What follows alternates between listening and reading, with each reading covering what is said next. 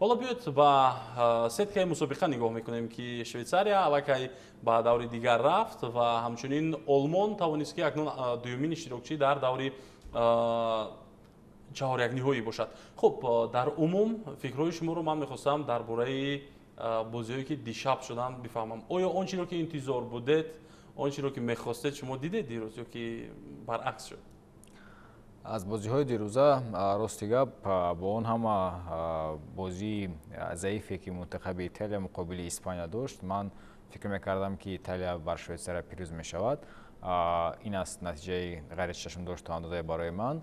و در رقابت آلمان و دنیا باشد همه چیز از روی نقشه ماشین آلمانی است. آنها توانستند که به دور چهارک نهایی راه خط بگیرند و فکر میکنم که برآمدن شویتساریا به مرحله چهارک نهایی گواهی از آن است که هر یک دسته که در این مرحله هستند بیهوده غلبه را به رقیب نمیدهند و به همین خاطر دسته‌های فاوریت هم باید همین چیز را به اینو گیرند. خب ایمانبک، راستی من پیش از اون که میخواستم شما فکرتان بگویید، من میخواستم بگویم که چی شد با ایتالیا؟ ببینید دیروز اونقدر سر و صدا، دیروز اونقدر پشت پناه ایتالیا شدیم که دیگر بحث نبود و خلاص. لیکن ببینید بسیارا میگند سنساسیون شد یا که هنگامه شد شکست ایتالیا، ولیکن این یک تکراری آنانه بود. بار سوم است که قهرمان اروپا، قهرمان فعلی اروپا در مرحله 8 نهایی بیرون میشد، یعنی که از ادامه رقابت‌ها محروم میشد. این یک مسئله، این علاقه یک فکت تاریخی است که به طور آنانه شده است. ولیکن راستی اگر مسئله دیوم رو صدقاً اقرار شویم، راستی من هم به ایتالیا اونقدر باوری زیاد نداشتم.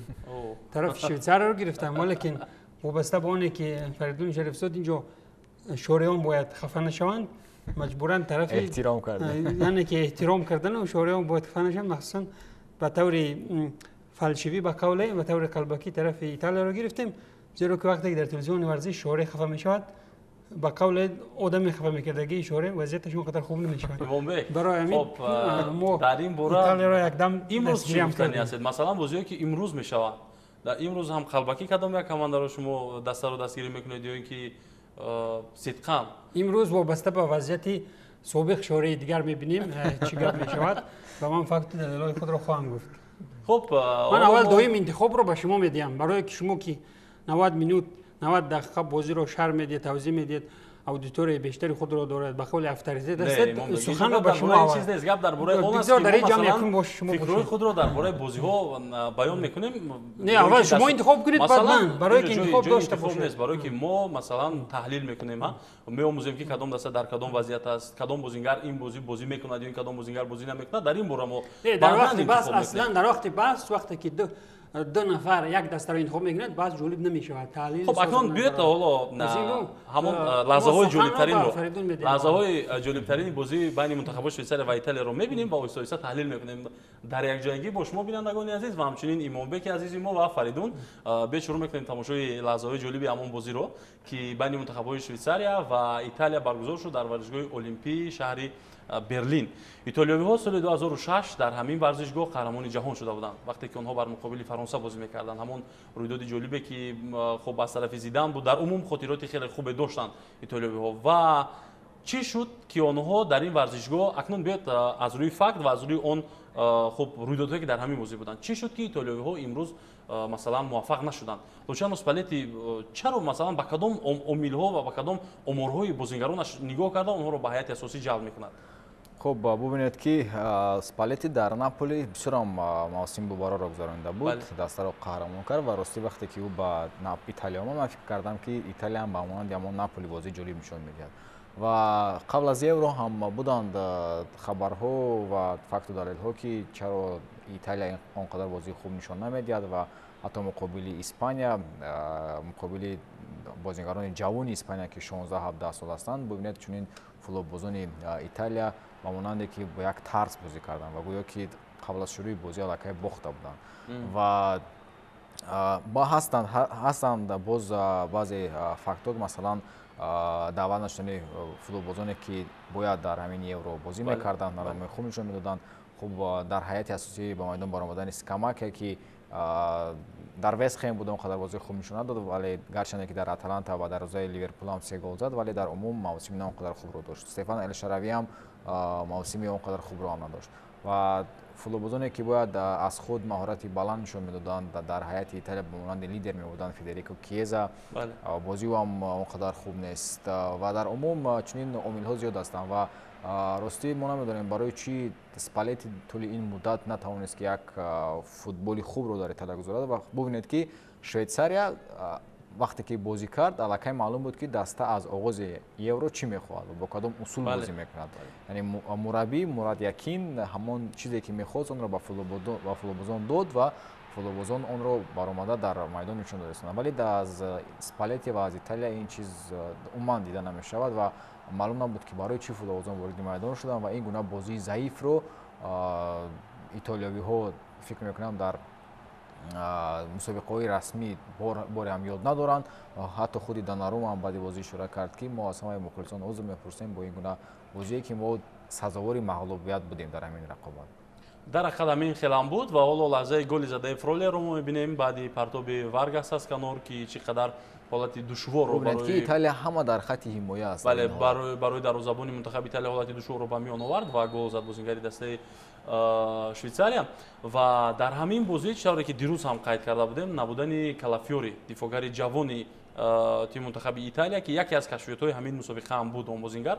Воқеан бо ин бозии бади Италия ма аз ҳамон дифогари ҷавон дар бозиҳои марҳилаи гурӯҳӣ хуб дурахшид ва хати дифои Италияро ӯ мустаҳкам карда буд. Аммо набудани ӯ ва дар ҳайати асосӣ ба ҷои ба майдон омадани Манчини яке аз сабабҳои заифии дигари хати дифоъ буд ва Манчини агар хато накунам ман 10 бор бештар иштибоҳ кард, ҳам дар вақти пас додан, ҳам дар вақти дифоъ кардан ва яке аз иштибоҳое ки ҳоло мебинед дар оғози қисми дуюм вақте ки ӯ бозиро шурӯъ карданд итолиёвиҳо, ӯ иштибоҳ кард, тӯбро дод ба мунтахаби Швейтсария ва баъди ҳамон иштибоҳи ӯ ин ҳамлаи мунтахаби Швейтсария ба гол анҷом ёфт ки ҳамин лаҳзаро мо ҳоло мебинем.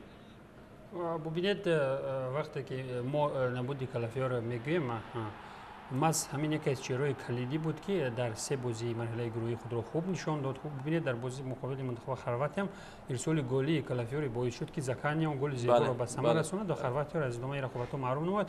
Хулас ки набудани Калафьори ки бисёриҳо ӯро Малдини нав мегӯянд худ як болои сӯхтану макоб шуд.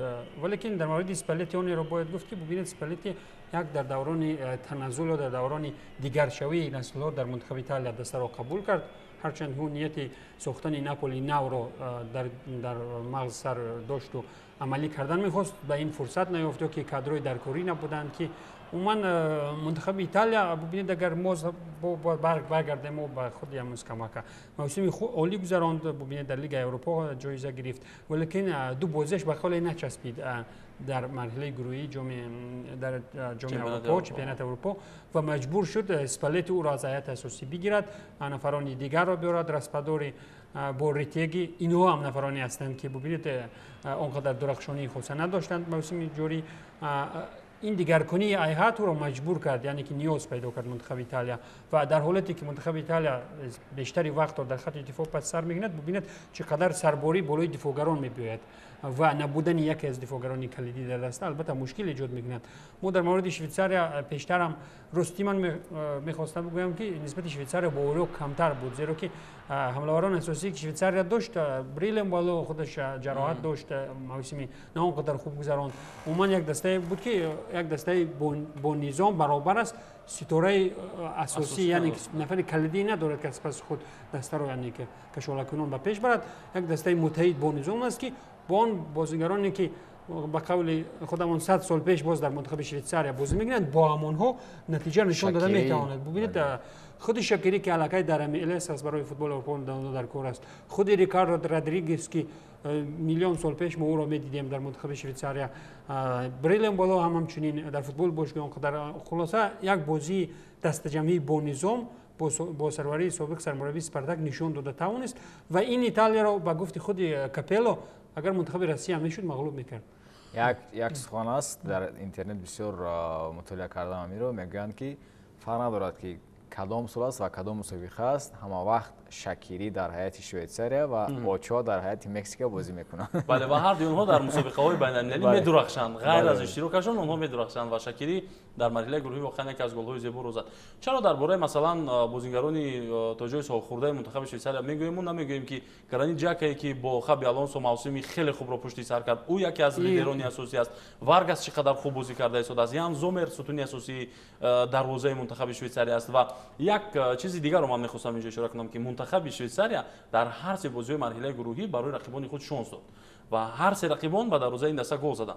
خب در دور اخیر آلمان قریب بود که به گل میگذشت بازی رو، اما اونها هم در اخیر وقت یافتند و گل زدند. اما ایتالیایی‌ها رو ببینید که در همین گونه شرایط حتی در قسم یکم اگر خطا نکنم یگان ضربه راست جانبی دروازه زومر نتوانستند زدن. بیا درباره انتخاب بازیگران منتخب ایتالیا گپ بزنیم که نمیشد مثلا اسپالتی در مرکز میدان جورجینیو رو با میدان بیارد یا اینکه پلگرینی روما رو با میدان بیارد، بازیگرانی که وقتی دیگر ناعلاج شد بعد مخصوصا پلگرینی رو با بازی وارد کرد، یا اینکه باید با همان بازیگرانی که تا جای ناعهده برو بودن در همین چمپیونات اروپا با اونها بازی کردن برای خوبتر بود.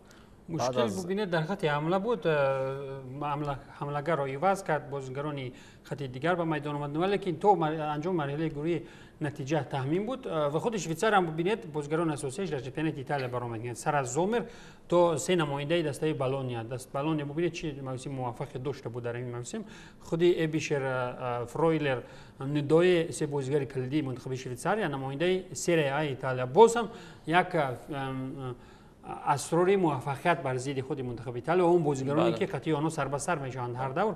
و من معذرت میخواهم که پیش از سخن فریدون یک چیز اضافه کردم، میتونید؟ خوب ببینید که در وابسته به بازی قبلی منتخب